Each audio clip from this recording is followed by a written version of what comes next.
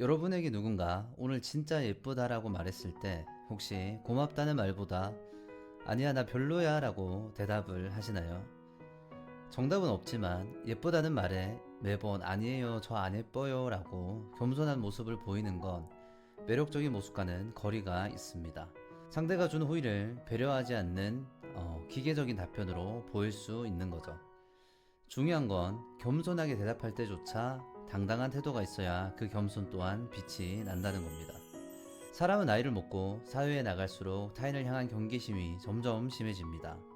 살아오면서 사람에게 상처를 받고 악질적이고 교묘한 범죄는 더 많아지다 보니까 방어 본능이 생기는 거죠.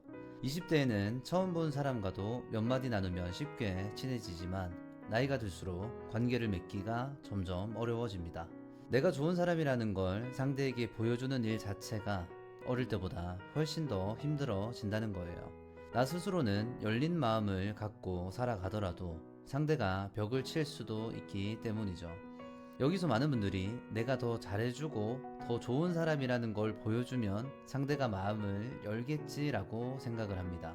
하지만 우리가 좋은 사람이라고 판단하는 기준은 잘해주고 더 괜찮은 사람으로 보여지는 것과는 조금 다른 것 같습니다.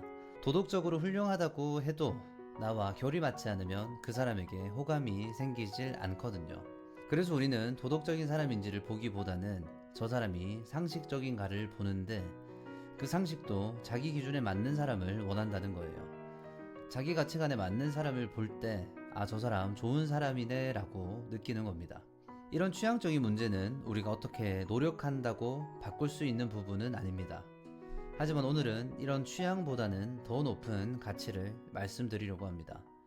어떤 사람은 돈을 대하는 태도를 본다면 누군가는 미래를 어떻게 준비하는지를 보고 상대를 판단하게 됩니다. 어떤 사람은 옷차림과 스타일을 볼 수도 있죠. 스펙이나 커리어를 볼 수도 있고 종교나 삶의 방향성을 보기도 합니다. 각자가 소중하게 여기는 가치가 다르니까 똑같은 사람을 두고도 누군가는 괜찮은 사람이라고 하고 누군가는 별로라고 하는 거죠. 그래서 우리는 나보다 수준이 낮은 사람을 만나도 경계심이 잘 안 풀리고 나보다 훨씬 잘난 사람을 만나도 마음이 안 열리는 겁니다. 분명히 좋은 조건의 사람인데 같이 있으면 어딘가 불편하고 겉도는 느낌이 든다면 그건 결이 맞지 않은 거예요. 잘나고 못나고 보다 내가 소중하게 생각하는 걸 상대도 소중하게 생각하는지에 따라 더 마음이 끌리는 거죠. 성경에는 두 사람이 뜻이 같지 않은데 어찌 동행하겠느냐라는 말씀이 있는데 결국 사람과 사람이 함께 걸으려면 방향이 맞아야 한다는 겁니다. 사랑은 무작정 상대에게 나를 끼워 맞추는 게 아니라 같은 곳을 바라보는 사람에게 곁을 내어주는 거죠. 그러니까 호감을 얻는 사람이 되고자 한다면 내가 어떻게 더 잘 보일까가 아니라 나는 어떤 결을 가진 사람인가를 알아야 합니다. 결이 맞다는 것은 상대에게 나를 맞추는 게 아닙니다. 상대가 좋아하는 음악을 찾아 듣고 상대가 쓰는 말투를 따라하면 처음엔 통하는 것처럼 보이지만 시간이 지나면 지날수록 질리는 사람이 됩니다. 맞춰주는 사람은 편하긴 한데 매력이 없죠. 자기만의 기준을 갖고 내면이 꽉 차 있는 사람이 누구에게나 매력적인 사람으로 다가옵니다. 취향보다 더 가치가 높은 매력이 바로 자기만의 기준과 내면이 꽉 차 있는 모습입니다. 이건 수준이 낮든 높든 잘나든 못나든 누구라도 좋아하는 매력인 거죠. 또 다른 매력은 아무래도 말을 잘하는 게 중요합니다. 말을 잘하는 사람보다 듣는 사람을 더 좋아한다고 하지만 말을 잘하는 것은 엄청나게 중요합니다. 말을 꺼냈을 때 확 깨버리는 사람이 있는가 하면 적은 말을 하더라도 그 사람의 입에서 나오는 말들이 가치가 높을 때 그 사람이 좋은 사람으로 느껴지는 건 당연한 겁니다. 말보다 행동이 중요하지라고 하는데 사실 말이 통하지 않으면 내 행동을 보여주기 전에 이미 상대의 마음이 닫혀버립니다. 대화에서 결이 맞지 않으면 그 사람은 두 번째 만남을 내주지 않겠죠. 내가 얼마나 괜찮은 사람인지 보여줄 수가 없습니다. 말이 중요한 이유가 뭐냐면 말은 그 순간 바로 뱉어내기 때문입니다. 그 사람이 쌓아온 지식이나 교양이 드러나는 순간인 거죠. 말을 잘하려면 책을 많이 읽는 게 가장 좋습니다. 저는 소설 같은 책들은 정말 추천을 드리지 않습니다. 소설이나 판타지나 이런 것들은 허구가 많아요. 시적 허용이라는 게 있는 것처럼 소설 같은 책들은 각색이 많죠. 표현이 다양해질 수 있다고는 하는데 오히려 진리와 본질을 잃어버릴 수 있는 책들이 너무 많습니다. 그래서 책은 내가 불편하고 아프더라도 현실적인 책들을 읽는 것이 좋을 것 같습니다. 아무튼 다시 돌아와서 상대와 내가 결이 맞지 않더라도 상대에게 좋은 인상을 주는 방법이 있습니다. 그건 바로 상대의 언어를 사용하는 겁니다. 상대의 말투를 흉내내라는 게 아니라 상대가 던지는 말의 의도를 잘 파악하고 상대가 하고 싶은 말이 무엇인지를 먼저 눈치를 채는 겁니다. 그래서 상대가 하고자 하는 말의 방향으로 주파수를 맞춰서 받아주는 대화를 하는 겁니다. 나와 결이 달라도 받아주는 유연함을 갖춘 거죠. 예를 들어 볼게요. 상대가 자기가 좋아하는 일을 신나게 얘기합니다. 주말마다 등산을 간다거나 정상에서 마시는 커피가 그렇게 좋다는 얘기를 하는 거죠. 이때 상대의 결을 살려주는 사람은 와, 정상에서 마시는 그 커피 진짜 맛있겠다 라고 그 사람의 언어 안으로 들어가 줍니다. 반면 상대의 결을 죽이는 사람은 등산은 무릎 아프고 땀나는데 왜 하는 거야? 라고 대답을 하죠. 요즘 연애에서 가장 자주 어긋나는 지점이 바로 상대가 자기 약점이나 고민을 꺼냈을 때라고 합니다. 누군가 나 사실 사람들 앞에서 말하는 거 진짜 떨려 라고 용기 내서 말을 했는데 반응이 누구나 그래 그거 별거 아니야 라고 받아쳐버리면 위로해준 것 같지만 상대 입장에선 자기 마음이 가볍게 넘겨진 기분이 듭니다. 반면에 아 그런 면이 있었구나 의외다 나는 너가 그런 거 떨려하는 줄 몰랐어 오늘 보니까 또 전혀 안 그래 보이던데 라고 대답을 하면 상대는 자기 언어가 존중받았다고 느낍니다. 그러니까 중요한 건 상대가 했던 그 핵심 포인트만큼은 놓치지 않고 존중을 하면서 대화를 하는 겁니다. 그 위에서 다양한 표현이 나오는 거죠. 내가 말하는 다양한 표현에 맞추어서 상대가 말하는 핵심 포인트를 놓친다면 그건 전혀 매력적이지 않은 모습이겠죠. 상황과 사람에 딱 맞는 말 한마디를 할 줄 아는 사람은 결이 비슷하지 않아도 상대에게 좋은 인상을 줄 수 있습니다. 그만큼 귀한 능력인 거죠. 상대의 결을 살려주는 말을 한다는 건 기술이 아닙니다. 나를 버리고 상대방에게 맞추는 게 아니라 상대의 의도를 파악해서 대화를 하는 겁니다. 예를 들어 볼게요. 어떤 남자가 여러분에게 칭찬을 합니다. 남자가 너 오늘 진짜 예쁜 것 같아 라고 말을 합니다.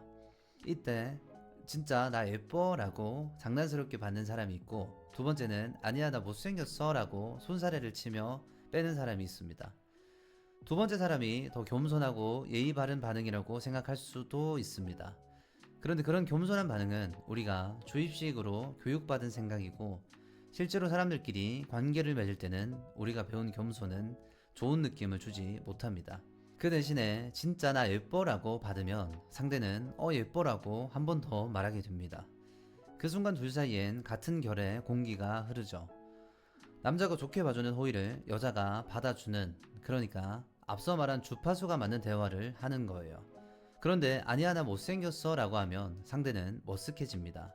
남자는 아닌데 예쁜데 라고 말은 하지만 뭔가 나랑 좀 삐그덕거린다는 무의식적인 어긋남을 느끼게 되죠. 이 사소한 반응이 별거 아닌 것 같지만 원래 사람은 별거 아닌 사소한 것들, 그러니까 우리가 의식하지 못하는 그 미묘한 부분에서 호감이 결정됩니다. 말로 설명하는 그 어떤 자기소개보다 강력하게 상대의 무의식에 박히는 그 찰나의 순간입니다. 칭찬을 받아내는 능력은 자기 자신을 어떻게 바라보는지를 드러냅니다. 자기를 긍정적으로 평가하는 사람은 칭찬을 자연스럽게 받습니다. 그녀는 호의가 들어올 자리를 마련해 두지만 반대로 자기를 못 믿어보아하는 사람은 호의가 들어와도 그냥 튕겨냅니다. 그럴 리 없어라며 본능적으로 막아버리는 거죠. 겸손해 보일 수는 있지만 사실 자기를 받아들이지 못하는 마음을 갖고 있는 거예요. 또 자기를 긍정하는 사람들은 본인도 잘 칭찬하는 만큼 남을 잘 칭찬합니다. 특히 자기보다 잘난 사람에게 진심 어린 찬사를 보낼 줄 알아요.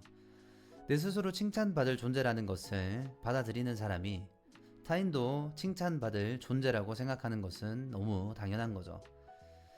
내가 빛나기 때문에 남이 빛나는 걸 봐도 위협으로 느끼지 않습니다.